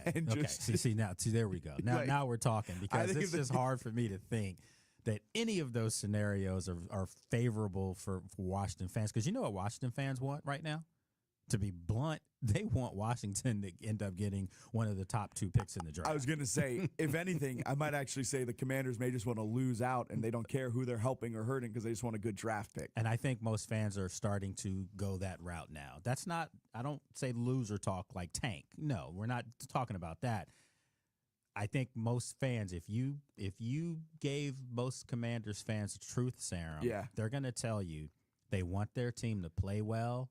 Just like the Denver game, and lose in overtime. Just like Miami and Madrid, and lose in overtime. Play well, but secure your spot for that draft pick. Yeah, I mean that feels like what they're kind of playing for. I'm kind of starting to feel that way myself. Well, look, that makes draft season a lot more fun, because really you're over here does. talking about like, oh, they could get this high-profile draft pick. Because as much fun as it is to go with 12 wins, 13 wins. And then at the end of the year, though, in the draft, you're like, well, this 30th overall draft prospect, I guess, is fun. And it's not as fun. It makes draft season a lot more fun. Well, I think also if you have the top pick in the draft or the second pick in the draft and you're Washington, you'll really see how crafty Adam Peters can be. Because if I'm Adam Peters, I'm trading that pick. So that leads into a good question on what your philosophy is with draft picks. Because I'm in the camp of, if I got a top 10 draft pick, I'm trading back and I'm accumulating as many draft picks as humanly possible. What's your philosophy on draft picks? My philosophy has been that over the years. However, if it's 1 or 2, you might need to keep it. Because at 1 or 2, you're supposed to get a dog. You're supposed to get a Jaden Daniels, who was the rookie of the year the following year. So...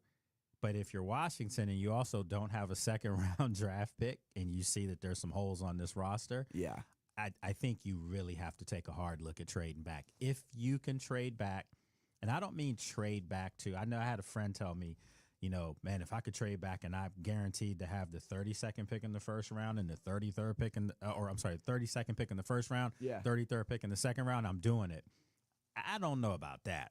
I think if you're Washington and you can trade back maybe into the mid portion of the first round, but you get that team you're trading back with, you're getting their second round pick. I don't care where that pick is in the second round. I'm doing that for sure. You call up the Falcons. They just made one of the worst trades in NFL history last draft when they gave up their future first and a second to move up and their first that year to move up, 15 picks to get James Pierce Jr., who has been a fine player, but maybe you call up the Falcons and you go, hey, guys, you have any... dumb enough last year. You're dumb enough again this year. How about you give us next year's first, a second, and a third this year, and you got a deal. Maybe that's who you call up. So this is the scenario that I think fans are going to have to remember this year specifically. The NFL now is so parity-driven. It's not... It doesn't appear to be as bleak as it seems right now for Washington to rebound for next year. Are they this bad, or are they the team that with healthy bodies was the team from last year? I think they're probably right in the middle. Okay. So if you can get yourself a great player, in this year's draft to add to your team, maybe you push yourself closer to that first year, maybe not record wise, but maybe you could be a 10-win team next year, an 11-win team next year, if you get your healthy bodies and you draft properly. I think that's fair I think that's a reasonable sentiment, because look at what Seattle's done overnight. Look at what some of these other upstart teams are doing. Look at what Carolina's doing right now. They more than likely could win the NFC South. Yeah. I mean, they brought in T-Mac, Tedero McMillan, and they needed a wide receiver. They get a dog at wide receiver, and now it's made everyone else, especially with the wide receiver position, it feels like when you're playing out of place. Like Xavier Legette is not a wide receiver one, but he's a good wide receiver two. Jalen Coker isn't a wide receiver two, but he's a great slot guy. You put him there, and like everything seems to all of a sudden that offense looks now your running good. game is running well because of a good free agent side. Like this offseason is going to be important for Washington. No, duh, right? But like the way Seattle was able to do it, they hit on Nick Eamon-Wari, a dog at the safety spot. They hit on everything. Yeah. DeMarcus Lawrence, everyone thought he was washed. Yeah. He's having a career resurgence in Seattle. For Carolina, they hit on their wide receiver. They hit on Rico Dowdle at the running back position. You've got to nail a draft pick or two immediately and then get a good free agent signing or two that may have been, for some reason or another, written off by their past team that can make an immediate impact, like we've seen Rico Dowdle do, who's now one of the best running backs. And see, and Jack, this is the thing. I think for Adam Peters, for all the vitriol that's coming his way now, and some of it's... Which I think is unwarranted. Yeah, I mean, I think if you look at his track record for the last 2 years with his first-round draft picks, they've hit. I mean, Connerly is a stud, and Jaden was the Rookie of the Year. We know about the struggles this year. So he has a track record of getting his first pick right. So there's no reason for me to believe that they won't get that right this year, even if they trade back into the first round. I still think he's going to get a really good football player that's going to help this team. But the question is, what is the most glaring hole on this football team? Because there's several. To me, it's a lack of a pass rusher. They just don't have it. And even when they had, healthy bodies, they were adequate, but they weren't special. I think in today's game, with the way the game has changed, and it's a quarterback-driven league, obviously, but these young quarterbacks are coming in straight out of college and playing right away. You need somebody that's going to rattle their cages a little bit early and often in the game to make them look like what they are, rookies. So I think for Washington, is it Bain? Is it, Arvo Reese from Ohio State, who's I think really good as well. I mean, you've got some options on defense coming in out of this year's draft. They have to walk away with one of those guys. There's no masking this thing with duct tape anymore. Yeah, you hit on an edge rusher. Maybe there's one that comes available as well, but maybe not like a Von Miller, because we've seen that didn't work out. Vaughn's actually hasn't played poorly. He had a sack Sunday. Yeah, he's played well. It's just you just need a guy like. You're not. They didn't bring him in to be the guy. Yes, exactly. Right. They were hoping that he would be like just an extra piece. We'll get him 15 snaps, 10 snaps a game, and they're will all pinning your ears third back. down and long. Go get him, Vaughn. Yep. And a trade one is not going to be available. Like this offseason, we saw Micah get traded. Now, granted, Micah was never going to come to Washington, but Trey Hendrickson was on the block. Myles Garrett, for a brief moment, was on the block. That's not going to happen this offseason. So you're really only option. Trey Hendrickson still is on the block because the Bengals, I don't think they're going to do anything with. I think they're going to figure out a way to sign. I don't know. But the Bengals are a team that's going to miss the playoffs this year. Yeah, but he's also a year older now. And they may have a different coach next year. So sometimes you think he's on the hot seat? Oh, without question, Zach Taylor's on the hot seat. I mean, not on the hot seat. He might need some new underwear. his pants are on fire type of stuff. Yeah, seriously. Really? Those buns are hot. Seriously. I thought he would have gotten. We'll see how it plays out. I thought that they would give him at least another year because of the Joe Burrow injury, but it feels like now. Good point. Where every year it's like, well, he had this extenuating. Well, I was just about to say, like, you give him another year for what? To say we're going to give you another year. That they've done this every year. He's a good coach. Don't get me wrong. I mean, I think he's a head coach in this league for sure. But sometimes you can just tell something's kind of run its course. Yeah. And I truly believe that the AFC, what is it? The AFC North. Yeah. It could be a total coaching carousel in the AFC North. All of those coaches are on the hot seat. Every some last way one of them could end up not with their teams. And I know you're saying, oh, Mike Tomlin and Harbaugh in Baltimore. I mean, they're the model franchises. They don't fire coaches. It might not be a firing. It just may be a mutual parting of the ways. Look at how Seattle, and I keep bringing back to Seattle, and I apologize, but how they got rid of Pete Carroll, who was there for 15-plus years. It was time. He wasn't fired, but it was a structural reorganization that saw him move to a front office role that really was. And then as the reporters reported, it was like, oh, well, this really isn't a role. It was a way to get him out of there. He's being forced out, and he agreed for it to not get fired. With Tomlin, I think the time has come for him. I think Harbaugh, the time has come for him as well. Stefanski, I think it is blowing up in his face with the success Shador has had, specifically this last week. You can see that wasn't his choice. It wasn't his choice, and he's reluctant to give him the full reins over the next 4 weeks. You've already seen Dylan Gabriel. We don't need to see him again. Well, they named him the starter for the rest of the year, but I'm wondering if that came down from Haslam. from Haslam. I know it did. Like that the Shador stuff hurting Stefanski in a big way right now. And then with Dak Taylor. That's ever since that Super Bowl year, it's been slow starts after slow starts after squeaking into the playoffs and not having that same postseason success. Just look at the game against Buffalo this weekend. That you clearly can see how great Joe Burrow is. Yeah, he's so good. I mean, he's awesome. As soon as he comes back, they're just a whole different team. But some of the decisions that were made in that game down the stretch, like Buffalo was dead in the water. Yeah. Those are coaching decisions. Those aren't Joe Burrow decisions. Those are coaching decisions. So to me, who's your coach? The guy that's on the hot seat. The question you have to ask, though, as far as Zach Taylor in Cincinnati is who would you get in that's better? Mike Tomlin. I was going to say it has to be from probably one of those other coaches within the division. Yeah. You know, I could see Stefanski in Cincinnati. I could see Harbaugh in Cincinnati. Yeah. That's the thing with all those coaches, too. I think they are all good, not as much Zach Taylor, but I think Stefanski's a good coach, weird decision-making, but like he has made delicious lemonade with unripe lemons, it seems like, in Cleveland. Tomlin, we all know Tomlin, and Harbaugh has been fantastic as well, but they've all just run their course in their respective teams. So let me throw a wild card out there for Marcus Freeman. Oh, my God. Marcus Freeman in Baltimore would look very good. Marcus Freeman in Pittsburgh would look very good. Not saying get rid of the coaches they have because those are Hall of Fame coaches. But sometimes you got to change it up, and you still keep your type of brand. Marcus Freeman will come in right out of Notre Dame and still be a bruiser. You know, that's his style. It would fit Pittsburgh and Baltimore to a T. But no, I'm going to throw another name out there.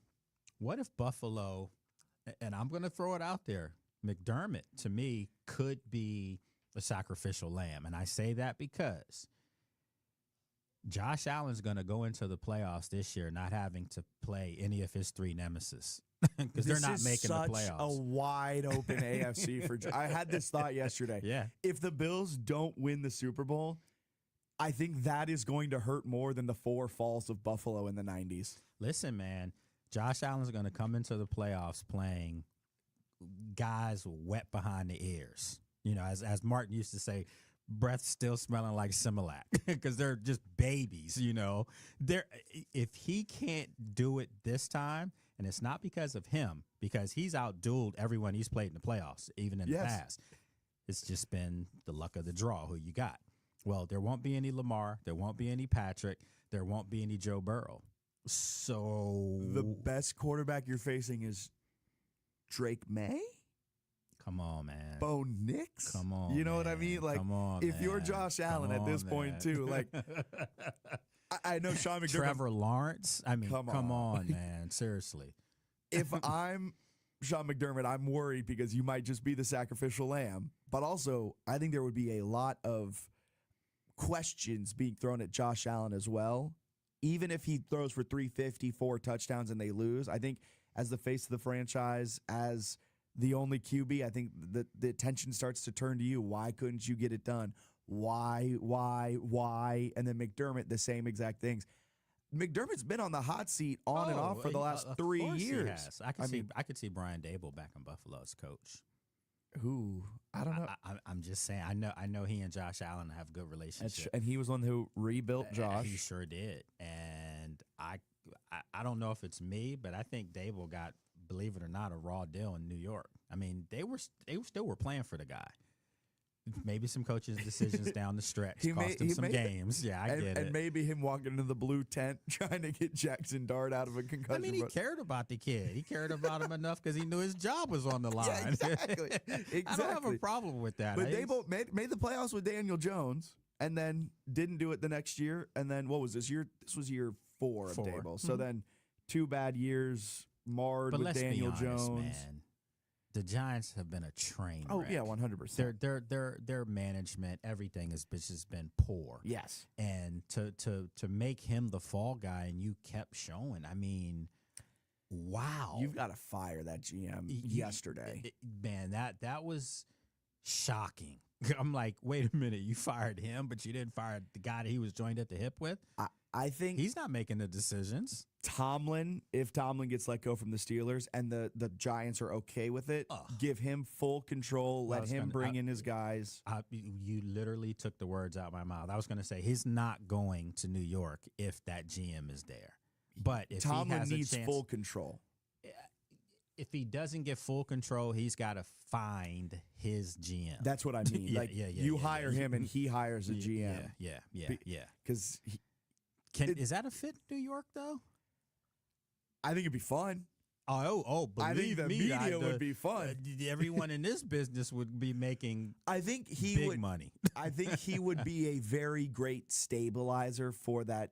I almost said program like this is college, but essentially for that franchise, I think he'd go in and he'd be able to be a stabilizer for it. Now, here's the question: Harbaugh's to fit in New York. Harbaugh could also fit. I think he's perfect fit. The issue but with Tomlin, he's been at the forefront. Omar Khan, the GM of the Steelers, is more of a just a talking head almost because Tomlin's been at the forefront of a lot of these personnel changes, and he has shown that he may be getting lapped a little bit, kind of like Bill Belichick at the end of his Patriots tenure. I don't know if Aaron Rodgers was necessarily the right move. I don't know if bringing in Jonnu Smith was necessarily the right move. I don't know if a lot of these moves, DK Metcalf over George Pickens, a lot of that falls on the shoulders of Mike Tomlin. So if he does have to go into a Giants roster and there is a full rebuild, I don't know how much I trust him to be the personnel guy deciding how to rebuild that roster. That is my one holdup with Tomlin. I tried to think of other teams that are out there where he could be a fit. I mean, he could be a fit anywhere, to be honest with you. I mean, I could see him in Cincinnati. If he gets the buy-in from the front office, then he can be a fit anywhere. I could see him in Cincinnati easily, But you have to ask, great coach. I mean, he's got a Super Bowl. Any coach that wins a Super Bowl to me is a great coach because you've done something that a lot of coaches would give a hand up for. Okay? I'm going to throw something at you here. I'm ready. You know who Mike Tomlin's really close with, who he went to school with? Sean McDermott? And Sean McDermott and someone else. They were William and Mary guys. Who's the third? Dan Quinn. Really? Yes. How did I not know Mike Tomlin might get that call. You can be the D coordinator here if you're not getting a head coaching gig. Yeah. Which I think teams will come for the head coaching or gig even first. If you want to take a year off and re-look at the landscape. But you can be the D coordinator. Yeah. And they have a great relationship, very close.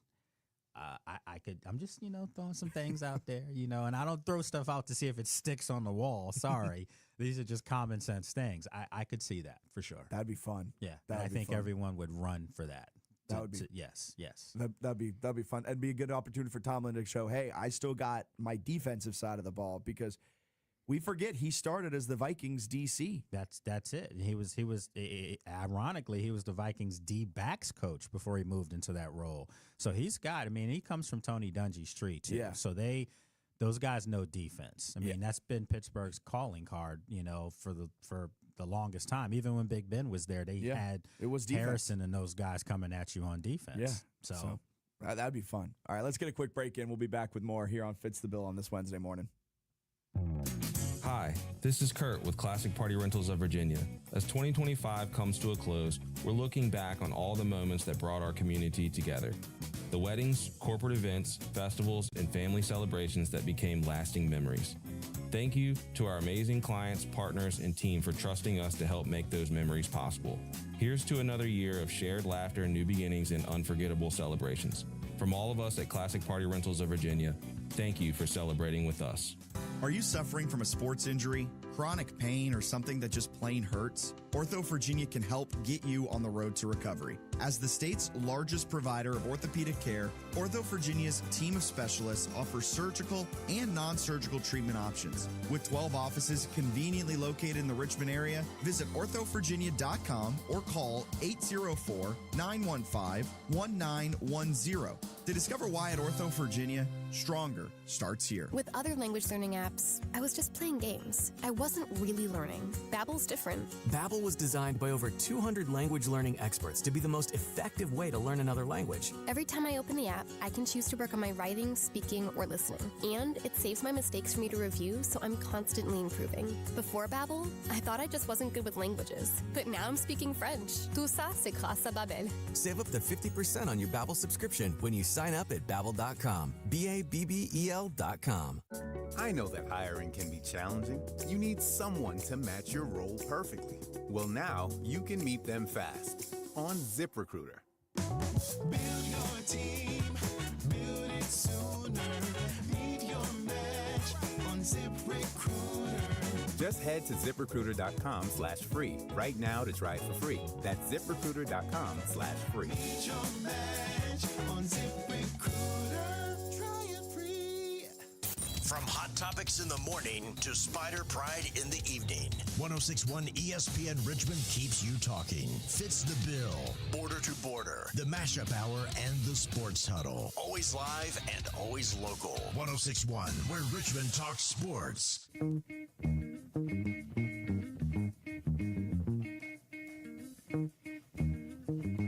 All right, welcome back in. Fitz the Bill here on this Wednesday morning. Lake Lewis Jr., our Raisin Hill Commanders insider, also our embedded Penn State fan, our Penn State alum. Yeah. I was getting there.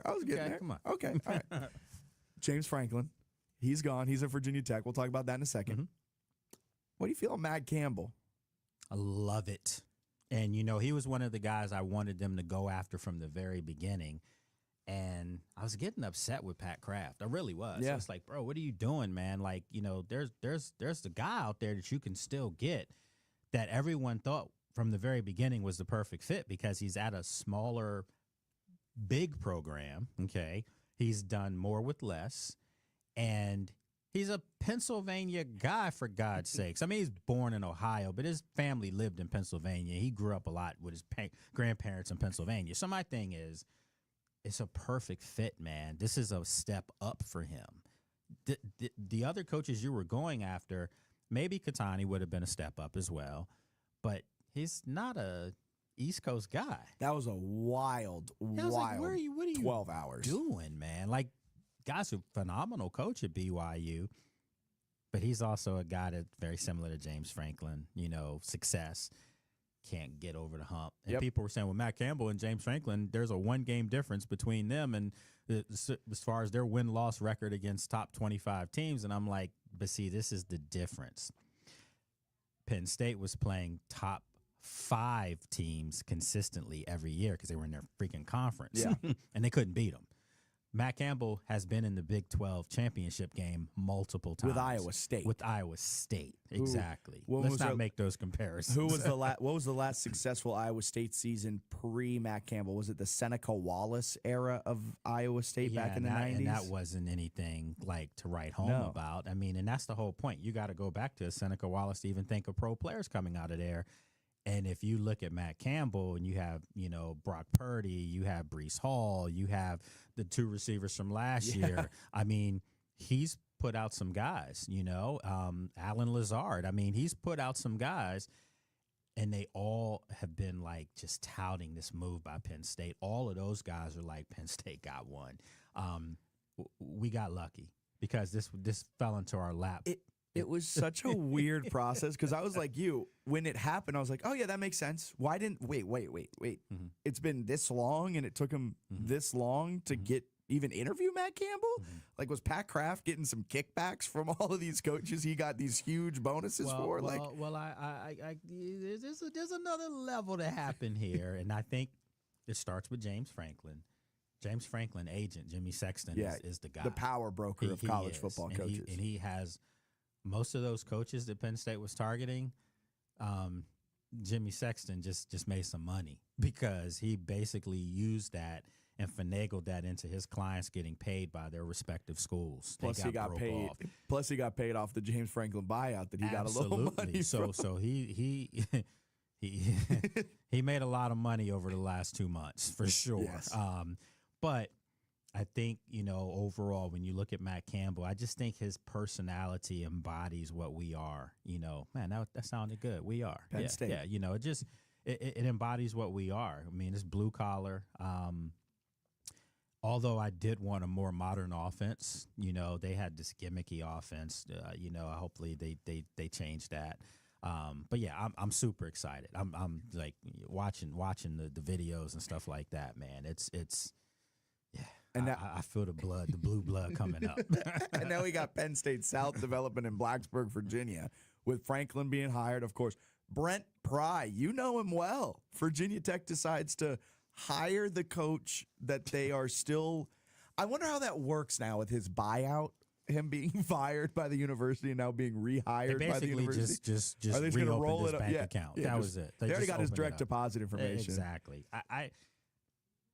I don't like that at all. I don't like it either. I don't. And I mean, not to obviously take someone's livelihood from him, and he and James Franklin are really close. I think Pry's father was like a coordinator for James Franklin years ago. Yeah, on like East Stroudsburg or something. So loyalty, again, I get it.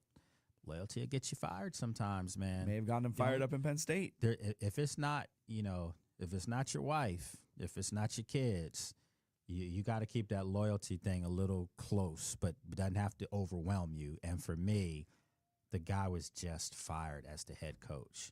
I don't think it's a conflict of interest because he and James Franklin are so close. Yeah. And he's proven that he's been an adequate defensive coordinator, just not a head coach. And maybe Franklin feels that way. But, man, it just feels weird. Start anew. You got to start anew. It feels weird. It feels, I don't know, man. It's like nepotism or something. It just feels a little too comfortable for me. Yeah. Breakout. He had a great signing class, great recruiting class, all of that, great, getting some good transfers. This is the one time where I was like, James, maybe you go outside of your bubble and you try something new, because Brent did literally. And again, I'm not trying to besmirch his name too much, but Brent Pry did literally just fail. And a large part of that was the defense got shredded against Vandy, against Old Dominion, against South Carolina. Like, the defense wasn't holding up its end of the bargain. What does this tell you, though? Because if you think about the fact that James Franklin poached, Ohio State's defensive coordinator from them last year. Really didn't poach him. Ohio State was goofing around with them. So Penn State brings in Ohio State's defensive coordinator, who's a Pennsylvania guy, by the way. He's not going to be the defensive coordinator at Penn State now because Matt Campbell's got his bringing guy. his guy from Iowa State. I'm just looking at resumes. Someone's slightly stronger than the other. Yeah, and you didn't bring him over. That'll be fascinating to see how it plays out down there. Better play out well in Happy Valley South, which is what they're developing down there. No, don't say that. Don't say that because we're one and only. And my thing is, I think, in all due respect, I do think James Franklin hire for Virginia Tech was a coup. I really do. They're going to win the ACC a couple of times. They're gonna be the team that's consistently winning 9, maybe 10 games in the ACC. But can he beat Marcus Freeman? Will Notre Dame even be in the ACC? But the point is, can he beat Marcus Freeman? Can he beat, some of these other coaches in the ACC? I think Belichick will be better. You got Tony Elliott right across the mountain. In Virginia. That was a train wreck of a game. Sorry, Virginia. Hey, let's go JMU though. Thank you, Duke, for getting JMU into the old college football. Well, I was going to say one Virginia's treasure is or trash is another Virginia's team treasure, and I don't think JMU is going to go into Oregon and get smoked like people keep thinking they are. They're going to lose by 30, 40 points. I don't know if you've seen JMU, but they got some dogs. Well, they're used to winning. Yeah. And bottom line. They're used to winning. And, you look at the guys they got along the offensive, defensive line. They've got this kid, Sahir West. He's a redshirt freshman. He's going to – and JMU fans are going to jump down my throat for saying this. They always get mad at me when I say this. He is a all Big Ten caliber player. Well, I was just about to say, I hate to say this, but JMU's some of those players are gonna know what it's like to play on West Coast time because they're gonna be playing on West Coast time next year. UCLA, something like that's a fact. Exactly, and they've got Wayne Knight. They're just was named the Richmond Touchdown Club running back of the year. He was Sunbelt, one of the best Sunbelt running backs. He's going to be a UCLA star. He's going to be all Big Ten next year. I hope I don't have JMU fans calling here for you to be had. But this is the thing: if you don't think that some of those guys are going to UCLA, all you got to do is look at Indiana. Exactly. That made their point even more. Yeah, the number one team in the Big Ten is their number one team in the country. Yeah. A lot of those guys are former JMU guys, and their coach obviously JMU guy. If you don't think some of these guys are following their coach to UCLA, you're mistaken. Yeah. I don't think it'll be as much or as many going across the country. LA? I think there's a couple. I'm hearing rumblings through the grapevine, things of that sort. The NIL war chest for JMU will be enhanced more than what it was when Signetti went to Indiana. Okay, so let me pose this at you. Hit me. Harrisonburg. No offense. I'm just saying. You're a young kid, and you can get $2 million in NIL money. Yeah, or in Harrisonburg, or $2 million in LA. I'll tell that kid $2 million goes a lot further in Harrisonburg. Oh, 100% does. Harrisonburg's a beautiful city. Don't get me wrong. No, but you're right. But LA. LA. I do wonder, there is a part of me, and this might be my purple color glasses watching it, where how much, maybe a kid's from Charlottesville, they're recruited from Richmond, they've always played in front of their parents, things of that sort. Does that play a part of NIL money? You have enough money to fly to come see me play. You have enough money to get a second apartment. We're not just talking about, no offense to USC, because USC is in a different part of town. Palo Alto, Pasadena, it's a little Westwood. It's a little different there. It's beautiful. Yeah, trust me. I might have to make it out for a game just to sport my jet. Trust me, I know. I was there this year when we played. I say we when the we Chargers. Had the Chargers, but I did go to the UCLA game. Oh boy, we won't rehash that one. I know. That was oh my god. That's when I came in here. Get him out of there. Get him out of there.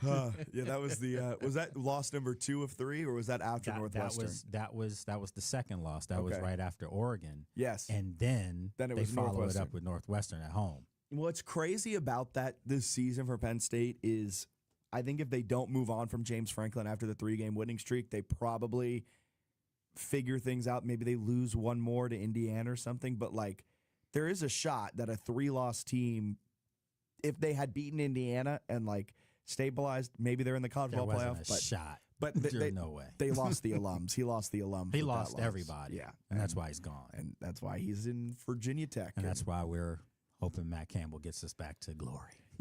If he can do it for Iowa State, Penn State should be easy. He just has a lot of work to do after they lost their entire recruiting class. Well, he's got to bring at least 15 guys over from Iowa State, and I mean players and some of their recruiting class. I mean that you have to make up for this. So yeah, that's the only way forward. Lake, appreciate you stopping by. Have a safe Always. travel up 95 to get to the I can't talk Commanders practice at the Big Bear AI Performance Center. That's the name of it. Thank you. Thank you for dropping the naming rights to a practice facility only in the National Football League. You know, other leagues are like, why does the NFL dominate us in ratings? Why does the NFL dominate us in revenue? Well, I haven't heard many practice facilities being named after AI companies. So the NFL is a marketing machine, literally. If you the streets are marketed. It's Joe Gibbs Drive. Yeah. Jerry Jones' documentary on Netflix did a great job of explaining how he was at the forefront of like, if I can put a sticker on it, I want to sell it. Oh yeah. And now the NFL is like, we can do that with everything. Oh yeah. It's AT&T parking lot 1. You know, Bell Atlantic. I don't know. There's no more Bell Atlantic, but it could be Bell Atlantic parking spot 2. Yeah. I mean, it's always something. It's also so Big Bear AI practice facility should be a fun time. Hopefully it's warm up there. Yeah. Lake, appreciate you for stopping by. Our Raisin Hill Commanders Insider, CBS 6's Commanders Insider, spending some time on this Wednesday morning to chat a little about the NFL and all things happening around the NFL. Appreciate you for making us part of your morning right here on 106.1 ESPN Richmond and Fitz the Bill. We'll be back same time, same place tomorrow morning for Thursday, December 11th. Between now and then, we are where Richmond talks sports. Coming up next, it's Clinton and Friends into the Rich Eisen Show from 12 until 3. Then we're back live inside the Ortho Virginia studios. From 3 until 4, it's Border to Border with Matt Josephs. Then the Mashup Hour from 4 until 5 with Bob Black. And then Bob takes you on home with the Sports Huddle from 5 until 6. We'll be back tomorrow. Appreciate you for making us part of your morning. See ya.